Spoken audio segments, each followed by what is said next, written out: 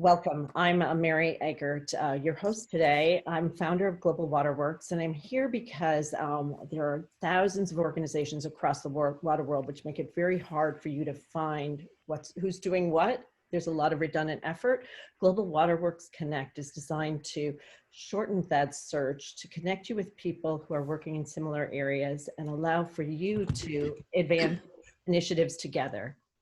I'm thrilled to have with us today Melissa Meeker, one of those people who's been innovating in water from her time in Florida and South Florida Water Management, helped bring them digital, helped advance the water reuse, and is now working on a tremendous initiative, the first of its kind in Gwinnett County, a water tower global demonstration innovation hub. And she's going to tell us about that in a moment. I want to mention also that Gwinnett is second in the nation for customer satisfaction. So she's also going to drill down in a small group after the main discussion. And each of you will have the chance to hear about a specific area of interest. And we've taken the liberty of grouping you based on our knowledge of your abilities after Melissa's talk, you'll go into separate groups and have 30 minutes with the experts we'll introduce here shortly. What's important is that we exist because of cool technologies that actually tap Global Waterworks to help advance their efforts. And our sponsors are listed here, as well as some of our partners that we're working with. We encourage you to check out their technologies. In a few weeks, we will actually announce these in a special tech showcase. And we're very excited. Some of them are also leading groups that you'll hear about momentarily. But with that, I'd like to turn it over to Melissa to share about the water tower, because that's what we came for, and we had the privilege of working on it last year, and it's a tremendous opportunity now to celebrate the success that's already been achieved in just 1 year. So Melissa, I'm turning it over to you. Thank you so much, Mary. It's such a pleasure to be here today. I'm going to introduce you to the water tower if you have not heard of us. We are really excited, again, to talk to you today and excited to hear your thoughts and hopefully engage you to help this nonprofit succeed in the future. You know, Mary and her team at Global Waterworks helped us early on sort of capture, if you will, some key issues. We're all working in the water industry. We know what industry challenges there are. Nothing on this list is going to surprise you.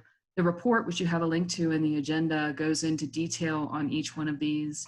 But you know, these are all things that we all deal with, no matter where we are in the world, and that we're all trying to come up with creative solutions for. And one of the cool things that we tried to do in the report was really demonstrate and talk about the fact that we have innovative technologies that can help us address literally all of the things on the previous list. But there are also industry barriers to that, right? So we're a siloed industry, we're risk adverse for good reason, for protection of public health and the environment, you know, mixing data standards when we try to integrate data, the workforce, an older generation that's not as used to tech, you know, just different things like that. And of course, funding is an underlying challenge for all of us. So when you take these challenges that we have, you take the opportunities, and we really wanted to develop a system, a campus, an environment, an ecosystem, if you will, that could think about things differently. And one of the best ways, and this platform is a perfect example of that we can address a future and be better in the future is through collaboration, which is really at the heart of what we are trying to accomplish at the water tower. The water tower, just to orient you, is northeast of Atlanta, just off of Interstate 85. The wastewater treatment facility that you see here is the VandenHeuvel facility, one of the most advanced wastewater treatment facilities on the eastern seaboard. And then to the right is the Mall of Georgia. So if you know anything about our area, that is the go-to place for malls. But in between those two unique features is this beautiful 700 plus acres of vacant land that has an extraordinary opportunity to capitalize on the beauty that we have in that area, which is unique for the area, and build a campus that can really make a difference. So we've put together this campus development plan that will include public facilities, private entities, so water-related businesses that will come on the campus. We're partnering with the Environmental and Heritage Center, which does environmental education for 5th grade and under. Our goal is to target that junior high, high school, and college, so the education engagement, if you will, with the older school children or age academic attendees, and really create a campus. This is drilling down this area that you see. A and C buildings are what are under construction right now. We will be in those facilities in January of 22. Construction taking a little bit longer. COVID slowed us down a little bit, but we're still working on, still making good progress. So really excited about that. The other parcels that you see will be developed with private dollars. So again, trying to engage water-related businesses that want to do R&D activities, that want to be on a campus that's really focused on networking and working together and advancing the water industry. Again, really shooting for a campus feel. So where people want to come, they want to see what's going on. They can see demonstrations of technologies. For me, immersion into tech demonstrations is a key part to learning and feeling comfortable with technology. So that's a key part of what we're focused on. So again, it's a place that's really trying to reimagine the future. And we're going to do that through 4 pillars: applied research, technology innovation, workforce development, and community engagement. For me, you look around the world and you see fantastic examples of centers that do 1 or 2 of these key pillars. So they're focused on technology development, or they're focused on the workforce piece. But for me, the beauty in the water tower is integrating those features. So by partnering with our state association that does all the water, wastewater, and stormwater certifications, and bringing literally thousands of operators to our site to take those face-to-face classes, we're able to expose them to the technologies which are being demonstrated on the site. We're able to take them into the master control room and show them how that digital technology can interface with their SCADA system or their GIS-based system. So it's really about, again, that immersion and exposure to technology that's gonna help the industry, in my opinion, really advance. On the applied research side, this is Kristan's baby. She's on the phone, or she's on the call as well. And if you go into the community engagement piece, you'll hear from her directly, really looking at world-class facilities, laboratories, again, real live flows from our wastewater treatment plant and the water treatment plant to test and to study. She's focused very heavily on Lake Lanier right now. We decided to start small, look at Lake Lanier watershed, what are the challenges there, and use a collaborative funding model to really focus on our applied research priorities. On the tech innovation side, again, it's that demonstration of new technologies, the validation of new technologies from a third party. From our experience, pulling together experts in the field from around the world to look at data, to validate that data will help utilities feel more comfortable with what a vendor is purporting about their technology. Providing workspace and support, connecting for that deployment is what we're focused on. So again, beginning to demonstrate those technologies on the campus. We have access to not only Gwinnett's assets, but we are already working with utilities in our region to demonstrate new technologies.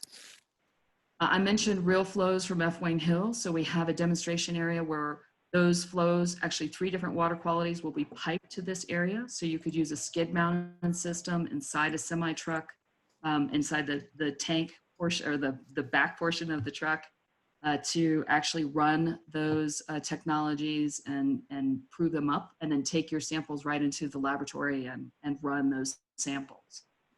We are really focused on digital innovation. So excited to demonstrate digital twins and other creative digital technologies and show those in our control room. Our current demonstrations that we have in the ground, even without a building, which is really exciting to me, include Alea, Akaics, and Atonics. So we're working with those as well as others to really begin our programming now, even though we don't have building per se. Workforce development, a really fun one, I think, for me, and one of my passions, looking at our traditional way that we not only engage new workforce, but train our existing workforce. Again, I'm really focused on immersion, and I'll get to that in 1 second. We did some early research. This won't surprise anyone on the phone. When you look at open requisitions in the utility industry, the majority of our need in utilities is really focused on that GED high school level in O&M. So that's a key focus for us. When you look at what the workforce through our surveys said were challenges, it's recruitment, the aging workforce, attraction and retention, lack of interest by new workforce. So again, what we're focused on at the Water Tower is really how to make water sexy and how to bring people into the water workforce, no matter where you are, really GED to PhD. So really focused on workforce development using a blended model. So we have a very robust online platform that has CEU credits, introduction to the water industry all the way through O&M of a meter. So a wide range of online tools to complement our certification courses for operators and technicians. And then what's really exciting is sort of this online, there's the online platform, getting ahead of myself, is our field training center, which is under construction now, a heavy equipment yard, a CDL training facility, and an outdoor classroom. So we can literally roll in a pump and have the class take the pump apart, put it back together. They can dig up a pipe, they can tap into a live water line, all in a controlled, safe environment. So they're not doing that in your neighborhood, which is the way they traditionally learn how to do these things. So again, this hands-on piece is a key part of us. It flows into the blending learning, getting us from GED, again, to PhD. Community engagement is a key part of what we're doing. You know, we're looking at increasing rates. We're looking at increasing the value of water in our citizens. We're looking at a number of different priorities for this. Again, there's a great breakout group which will target and talk about this specific group. I hope that I can't wait to hear what they come out with. So just a great opportunity. Great partners have already come forward. We're working with a number of entities. Really excited several of these are international companies. So already, sort of pushing the envelope. Just wanted to very quickly show you some of our renderings. This is the building will start construction in another few weeks. Just a couple views of that. We have a portion of our building will be focused on co-working space, which has been really fun to plan that given the COVID and everything else. But co-working space to really spur on our entrepreneurs, give them space so that they can take advantage of the networking on the campus, take advantage of the experts that will be on the campus, and not have to focus so much on finding a location for them to do that, trying to figure out how to make cold calls, really developing again that ecosystem to help people work together. So although we were born out of Gwinnett, we certainly have already extended to the Southeast with one of our key partners being JEA, Jacksonville, in Jacksonville. Have been engaged with a number of international companies who are looking at potentially starting an office in the US and using our campus as a way to do that. So just really excited about the impact that we can make on the industry as a whole. So with that, that's a very brief, very quick overview of the Water Tower. I hope that you'll visit our website. I hope you'll reach out. We're really excited to begin telling our story, very excited to get our buildings up and running. I think that will really propel what we're able to do. So with that, I will turn it back over to you, Mary. Wow, great job. Yeah, it's extremely exciting, Melissa, and to think of all you've accomplished in 1 year, but there's a momentum in your favor and a track record. Melissa was also one of the drivers for the Reuse Initiative, which is one of the fastest growing and most exciting water resources available. That's through policy and through changing the language and demonstrating impact. All of the states are now sort of excited, even where it's not needed, it's shown as more efficient. So Absolutely. you're in the midst of experts here, and we're just thrilled to have you, and want to acknowledge also that everyone in your group is someone you can connect with the Global Waterworks community. If you haven't yet joined, you can go join. It's just an email, gwwconnect.com. And what we want to do is just brief you before you go into the discussion groups, because you have some very meaty conversations that are about to take place.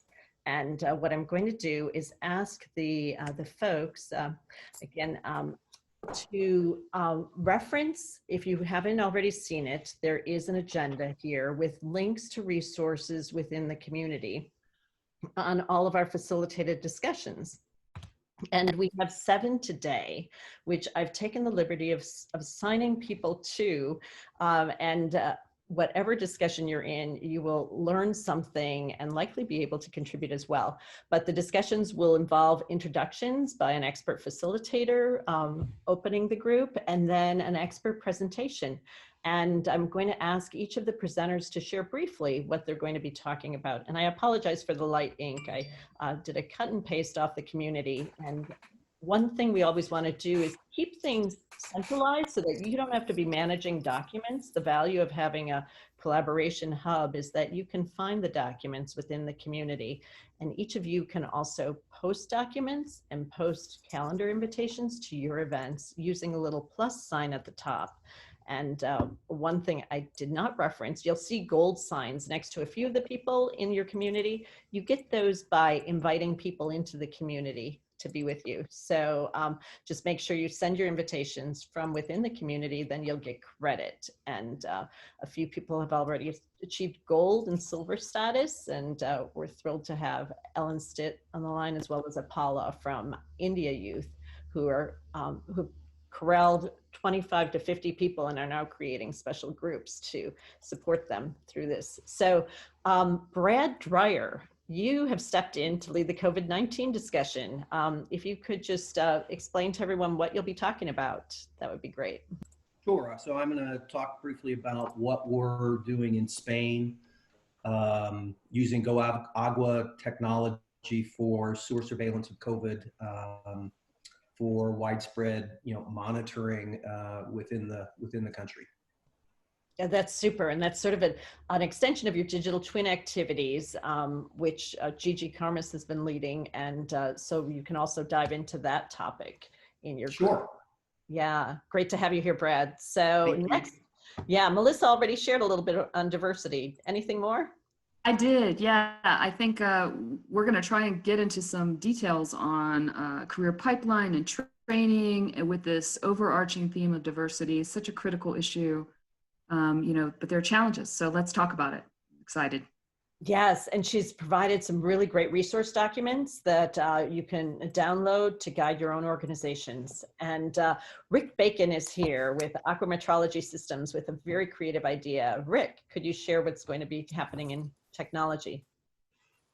Yes, so we're going to be talking about the challenges faced by innovators in the water industry, and how something like Water Tower can actually break down some of the barriers to entry of new technologies, maybe looking at different ways of approaches that would serve not only the interests of the innovators, but also taxpayers and regulators in terms of getting these technologies into the market more quickly. Right. Anyone interested in real-time data will have a lot of interest in Rick's discussion and the ongoing conversation in the Smart Water Management group that he's now going to be assisting with as well. So, thanks, Rick. And community engagement. Kristan, you're the right arm to Melissa there. Tell us about that conversation. Sure. So in the community engagement group, we're going to be talking about all the different kinds of people that build up our communities, such as, our utilities, our businesses, those technology providers, innovators, and the public, how to get everyone to work together and how to get the information out there that we need to. And I know Kim also has some great experience in this area as well. So we hope to share with you what we've been doing and get some feedback on what you've been doing as well. Yeah, well, that'll be super. Yeah, Kim O'Kane will facilitate that. She's led stakeholder engagement for Santa Monica and now has a whole toolkit people can tap. So thrilled to have you both leading that effort. And another dynamic duo on investments. Elise, can you share what's going to be happening there? You. And of course, we're going to talk about investments in water innovation and water utilities. And because of the complex time that we're facing now, we're going to focus on P3s and public-private partnerships, and particularly the significant, often underutilized dollars that are available from the federal government and states. So we want to make sure that in this complex time, all of you can move forward with your water innovation and water investments in a way that's as rational as possible.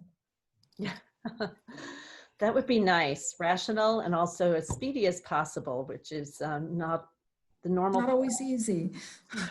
Sure, but you have experts and a real stellar crew, including Rowe Michels, who's been one of the top-ranked investors or analysts in water by Institutional Investor, and also John Robinson with Mazarine, and I think Peter Gross with Emerson Collective. We have and Lon Johnson with Waterworks Fund, a really exciting group here, and I believe Stuart also from the Water Innovation Accelerators. So. Cool group, and all of the groups are very interesting, and I will keep moving forward here. Woman in Water. Tell us about that, Brianna. Actually, Margaret, I think if you're on.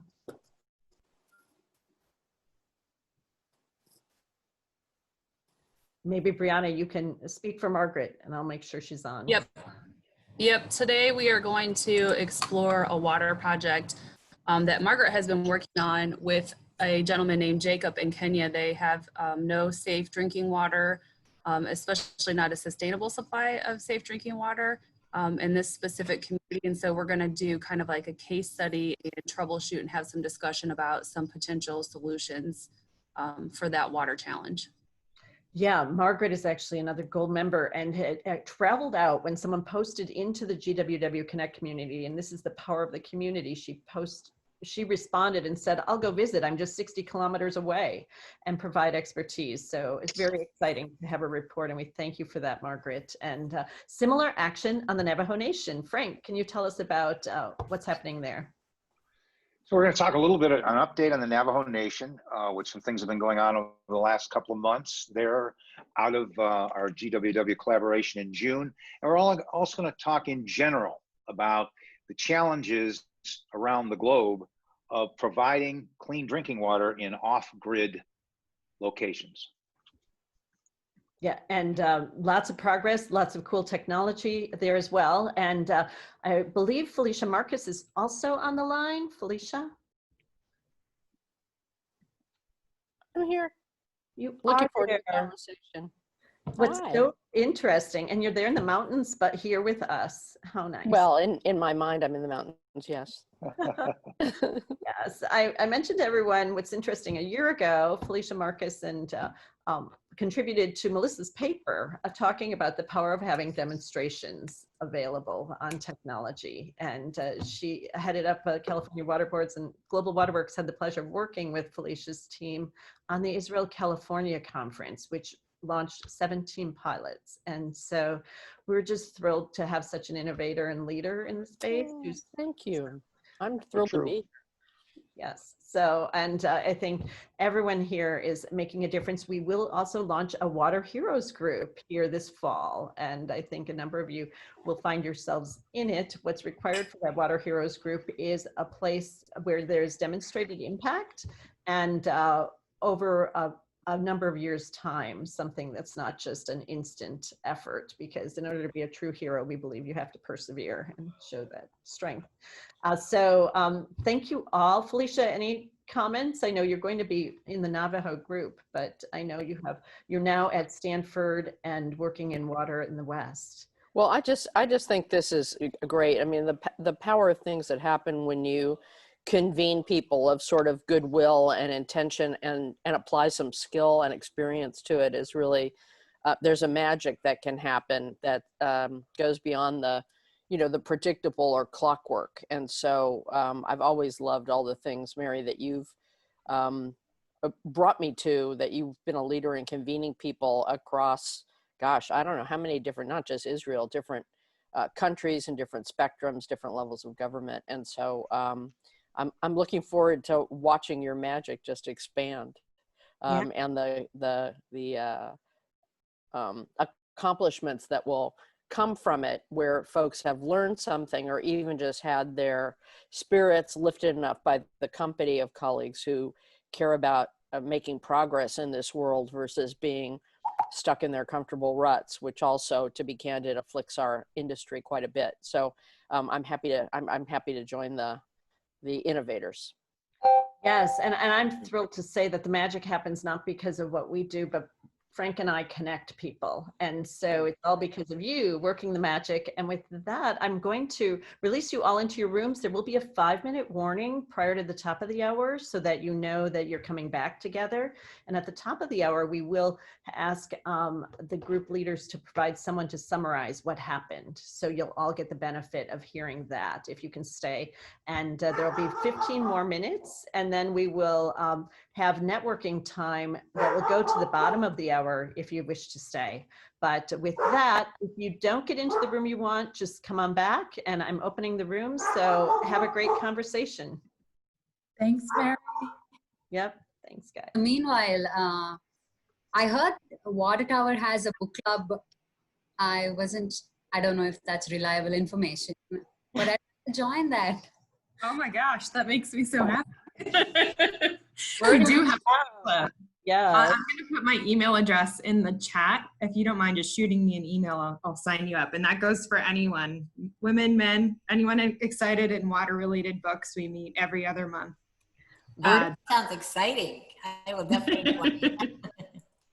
Welcome back, everyone. I'm thrilled to see the smiling faces. And we got a little note here on the Great Water Tower Book Club, something we didn't talk about in the main session, but you all had deep dives, and I know the Women in Water group asked to recap first. So Brianna, if you or Margaret could share what you did, we're eager to hear. And we're asking everyone to do 2 to 3 minutes on what you did. The whole goal of these sessions is that we grow our network, we grow our knowledge, and we advance water projects. So if you can specifically say what the next step is, that would be wonderful. Yep, no problem. So we obviously introduced ourselves to each other. And then we talked about a water project that Margaret has been partnering with a gentleman named Jacob on in Kenya. And basically Margaret presented the challenges that they're facing. It's a smaller community in Kenya, about 500 people who do not have access to clean and safe drinking water. They have done an evaluation of the water and the surrounding area and come up with one solution, which would be to run a pipe to Lake Victoria and to build a water treatment plant locally. And that project would be about $1.3 billion. That's something that it would take some time to accumulate that kind of money to build. And so we wanted to further troubleshoot some potential quicker solutions and also some longer term solutions. And so Ruslan from Ukraine volunteered to come to the location as long as they can provide travel and accommodation expenses and community source for drilling a well, or the rig for drilling the well. And they would drill a well that focuses on juvenile magmatic water, which is not necessarily well water. And that could provide up to 100 cubic meters of water per day to that community per well. So that's a potential solution. Some other solutions were thrown out there, point of source filters, potentially wells that have a kiosk attached to it so people can come at any time and get water.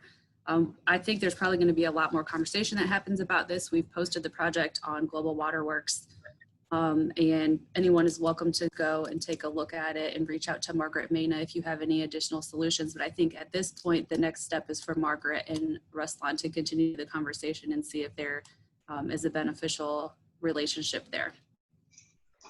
Perfect. And you guys have a Women in Water group that's overseen by Brianna, who's actually the founder of Her2O International. And should definitely be part of that Women in Water book club too. So, so thanks for being here, you guys. Next, as long as it's sort of similar, let's go to the off-grid discussion. And who's summarizing for that? I'll do that, and I think anybody from the group may jump in. So we had a great opportunity here because we had Felicia, who could give us a little bit of history because she had, this is probably into the back in the 90s, and we had Jed, who gave us a process kind of look at the Navajo Nation, and then Nikki, who is a member of the tribe, but also on site, and she could give us the current look. So we got a really good perspective on the Navajo Nation.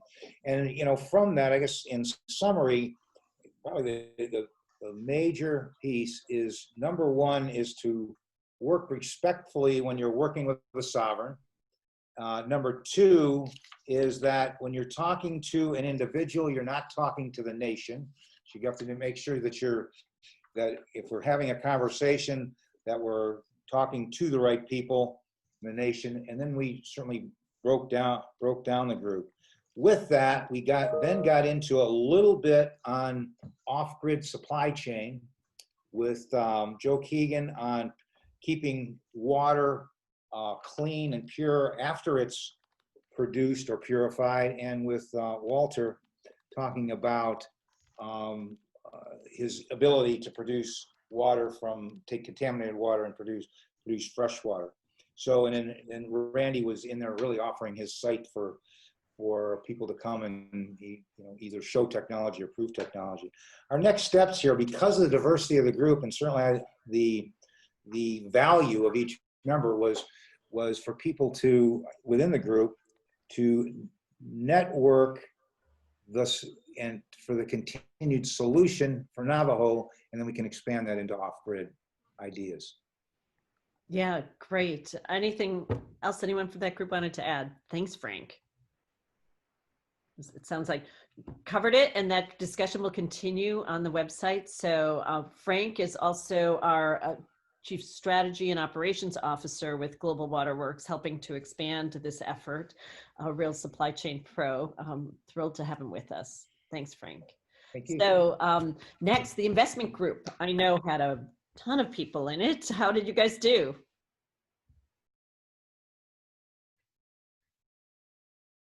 Mary, is that my group? Yep, that is your group, bro. Well, we did great. We were glad so many people attended, and Elise, Zoli did a great job of being really optimistic. The first questions were really circled around, where do you get early proof of concept funding from? And Elise pointed to a lot of FDI large organizations like Veolia, Suez, Iberdrola, those big guys that are funding some of these things. But she also talked a lot about certain government programs. She mentioned one specifically called REAP, that's done by the USDA, and that helps with agricultural funding and also general water efficiency.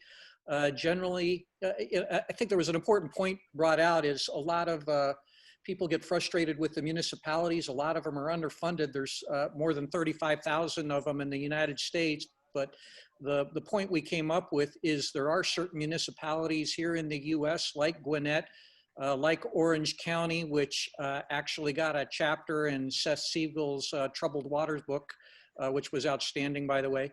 You don't need 35,000 municipalities as clients. You can't handle them. You only need 5. And so Elise has a very good algorithm for saying which of those municipalities are the most forward thinking and the most open to funding change and new distributed or whatever technologies that you would have. Some of their key buzzwords are reducing the energy footprint, reducing the chemical footprint.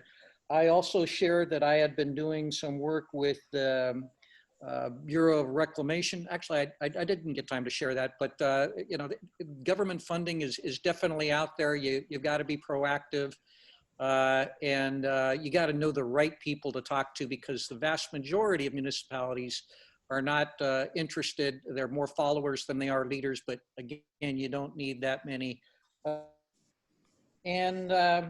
She also talked about customary offshore Japanese money that she deals a lot with now. The Japanese have been real big leaders in water, ultra pure water, every kind of water innovation, and traditional debt financing and equity financing coming out of there. And then also some funding from some of the more proactive research think tanks. She mentioned University of Iowa. Elise, did I miss anything there? No, you did a great job. Thanks so much. Yeah, well, great. You had an amazing group, very large, so you covered an awful lot in that time too. So thanks, guys. And that will continue. The reference to Elise's work and creative financing strategies is on the GWW Connect site. So thank you, investment group. Let's turn it over to the diversity group. Melissa. Or who's ever doing that recap. Hey there, this is Stephanie. I'm going to recap the diversity group. Melissa came in and with a number of wonderful other people.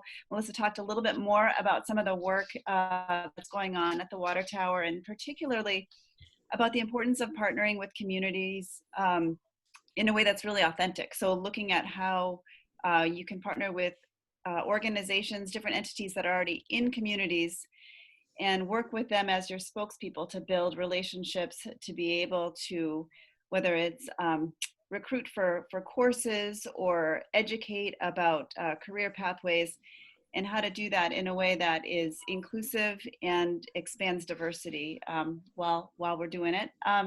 One of the things that was really interesting in our discussion was that we had some overlap in talking about a little bit about, you know, both the career awareness at different stages of life for people, and knowing at younger ages, making it a little more transparent about the fact that, you know, working in water, these are essential jobs, and that there's a career path that, you know, we can do a better job of making that more transparent, understanding the skills that are needed to get there, but doing that in a way so that we're working with communities of color, we're working with communities who are lower on the socioeconomic end of things, so that we're really increasing the diversity and the decision making down the line.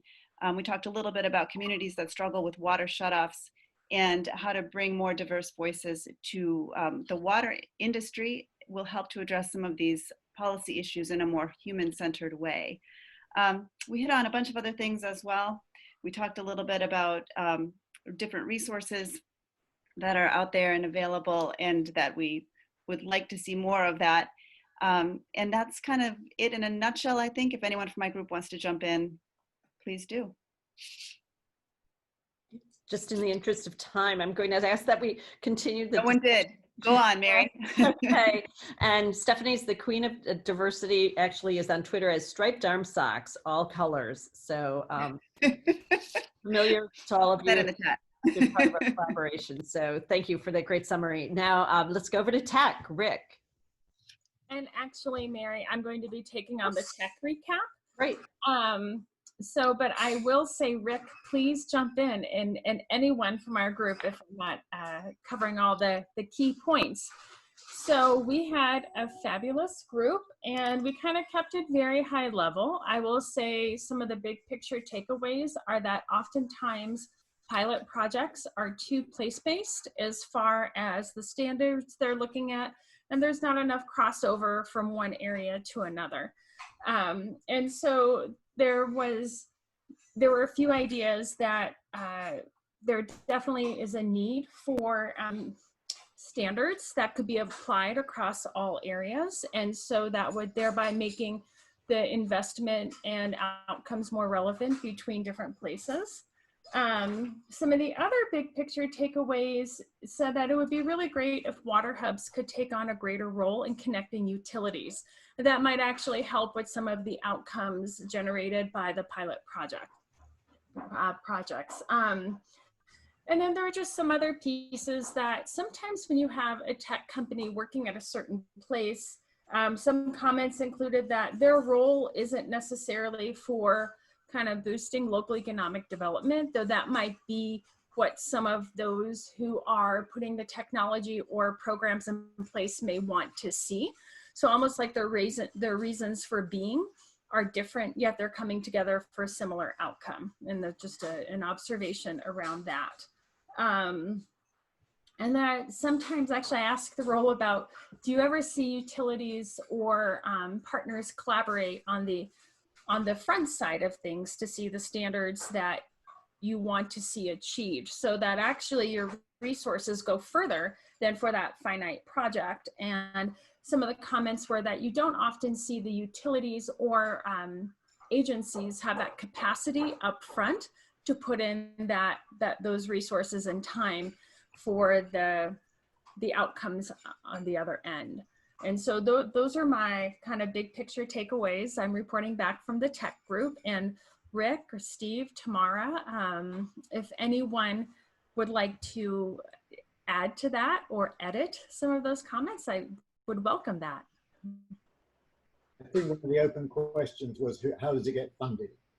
Where does the money come from? And there's this mantra of, in-kind donations, and that's not a sustainable funding model.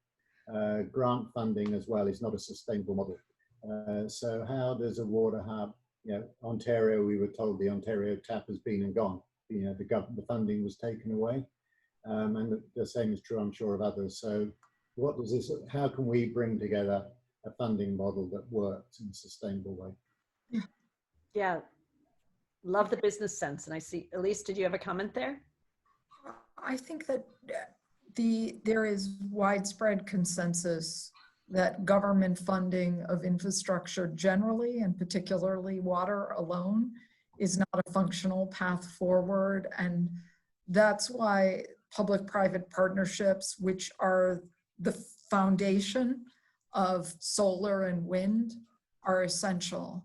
And we're seeing public-private partnerships scale those sectors very efficiently, and they've done the same in other sectors as well.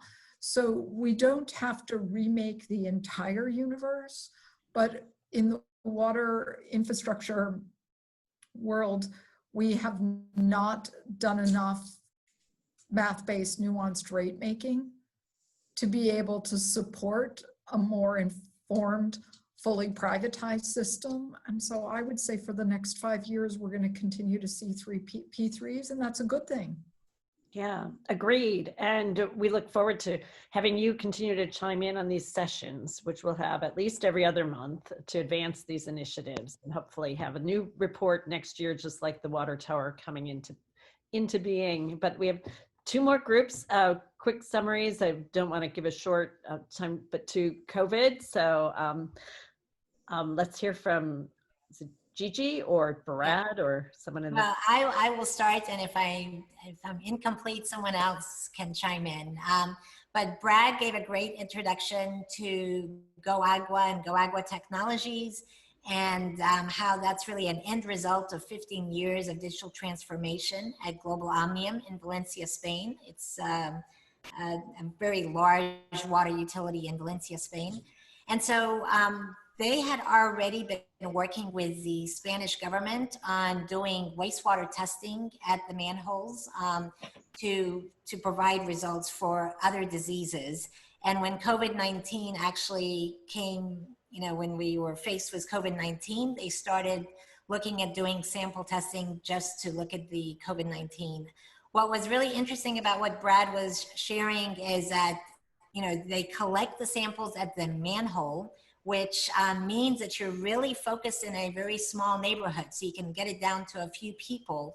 And not only is the testing very qualitative, which tells you if there is COVID-19 in the wastewater, but sort of quantitative. It cannot tell you exactly how many people have it, but it can tell you quite a few people have it versus very few people have it, which is very, very exciting to know that, because then the government can get prepared and start doing some of the testing early on into that group of people. Other people chimed in and said, with this kind of data, if you match it up with census data, you can really hone in on where the problem is and really try to, control it better with this type of testing. We talked a little bit about the digital twin, how digital twin also helps with any type of data that you're collecting about a water utility. It can help you predict because you're bringing in data with the model, which captures the behavior of a system or captures the behavior of the water utility. And together they become very powerful tools. And I think one other aspect when we talked about digital twin is that it's great to model, let's say a water distribution with hydraulic modeling, but Malcolm brought up the concept of kinetic modeling, which is yet a step further that we can start to look in for digital twin technologies. And I think overall, that's really the wrap. Unless, Brad, do you have anything you want to add to that? No, I don't think I could have said it better myself. So very good. Thanks. It was a great conversation. Thank you, Mary, for making It was this very happen. good. Yeah, what's so cool is the Digital Twin Working Group is now in the community, the GWW Connect community, totally open to the whole world. And Gigi and Swan have made available resources so anyone can whet their appetite on Digital Twin and then join Swan if they want to go deeper or be part of that group. So yes, and I just want to add just to that very quickly, inside the Global Waterworks, we're going to have we have subgroups that are focused on different areas of digital twin technology. And so this is where the actual conversations can take place. So I'm looking forward to getting more interactive with the Global Waterworks. yes, and continuing, so 24/7, 365 days a year, everyone can do this. And I'm happy to share the results. You all said this was spectacular, or you said you'd at least, it met your expectations and you referred this to others. And that's because of you. These sessions are all about you and what you contribute. So you get what you put into it. And I'm just launching another poll to make sure you all also do add to your profiles. But our last but not least session is all about engagement. Hopefully they're still engaged here and will tell us about how to make that happen. So thanks. So Kristan from the Water Tower gave us a rundown on some of the really fun things they're doing. We already talked about the book club. She put her email in the chat, so sign up if you want to do that. They also created a series of videos about different types of careers in the water industry, and that's on their YouTube channel, and it's been really successful to engage younger people into that discussion. Post-COVID, they're doing a traveling water bar at different festivals and events where folks can come up, grab a glass of tap water, they can talk about the value of water, and have a hand washing station and really start a conversation about how people can be better stewards of the water. So they have a book club, they did videos of different careers that's on their YouTube channel. They have a traveling water bar that they're gonna do at festivals so people can come grab a drink of tap water, learn about the value of water. There's also gonna be a hand washing station. They have distributed filling stations across the community with digital screens that talk about water and how it got there and how they treat it. And we really spent most of the time brainstorming about a youth environmental summit that they want to host next year at their campus post-COVID, where they're inviting high school students to come and learn about different careers, be engaged in the water industry. And so we just brainstormed about some of the things they can do. We all agreed that challenges, especially for young kids, are really exciting and engaging. And so maybe some type of scavenger hunt on the campus where they have to go and find different technology and equipment. Maybe even some type of walk around the campus that incorporates the natural elements that they can learn about where their water is coming from, how it's treated. We talked about them doing time-lapsed videos of the technologies that they're promoting. So the kids can easily see what the technology is, how it's implemented, and what it does in the field. Maybe a day in the life of a water industry professional, so that on the campus they can go and see, like if you're an ops person, here's what a meter looks like and how you read it, or how, if you're an accountant, what would that look like? If you're doing public engagement, maybe helping to write a speech that they would give and present that day. We talked about field trips, not only to their campus, but to other sites that have wonderful demonstrations. And lastly, we decided the next step would be to collate and have a list of all these different demonstrations available across the world. So on the Connect site, so everyone can say, oh, remember that project? Oh, that's really cool. Maybe we can implement that, or we can just send people to that site. So we're going to start developing that. And I think I covered it all. Online for COVID education for both schools. Yes, and for parents. digital. Yeah. Yeah. Really Very key. cool. So Kim's also provided all of these resources in the community. Energizing Water Savings is a group that she's regularly contributing to, but she also, I want to just salute her, one of the nation's largest REITs implemented her conservation program and came back this year because even in the midst of COVID, they said it was so positive, such a neat experience to have everyone aware of their water, particularly at a vacation place. So I challenge all of you to bring this information that we have in our enclosed water world out to your communities, because it is such a boost. Water is like love when you share that word and when you share the drink with someone, because it's health, it's life, it's recreation, it's all we know and love. And we'll summarize the chat notes that you have on your favorite water bodies. And I'm going to, unless anyone has anything else to add, I'm going to turn it over to Randy Shaw with a United States Bureau of Reclamation, who has an event coming up that is similar to this. Randy, if you could just share briefly so that people know what's coming in September. Thank you, Mary.